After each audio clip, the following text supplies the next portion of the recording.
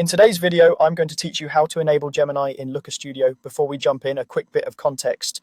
Gemini in Looker Studio brings AI-powered assistance into your reporting workflow. It helps you explore data faster, surface insights, and streamline common tasks.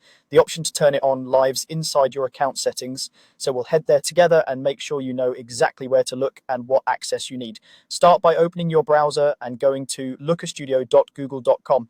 This takes you to the Looker Studio homepage where your recent reports and templates appear. Make sure you're using the correct work account for your organization, since your permissions come from that account. If you work across multiple Google accounts, double check the profile in the top right so you don't run into access issues later. Once you're on the homepage, look up to the top right corner for the gear icon.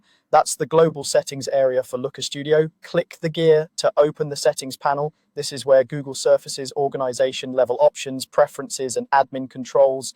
And it's the place you'll go when you need to manage features that affect more than a single report. Inside the settings panel, find and select Gemini settings. This is the dedicated section where Gemini can be managed for your environment. The label is straightforward, and when you click it, you'll land on the page that controls availability and governance for the Gemini features in Looker Studio.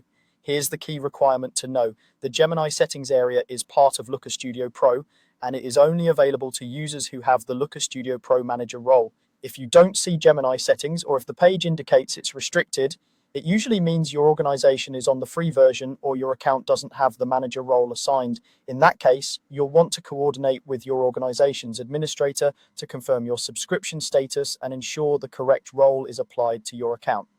Once you have Pro and the manager role, returning to this same settings page will give you the controls you need. A few tips as you proceed. Keep your organization's data governance policies in mind, since enabling AI features may have implications for how insights are generated and shared. If you manage multiple teams, consider communicating any changes ahead of time so users know what to expect.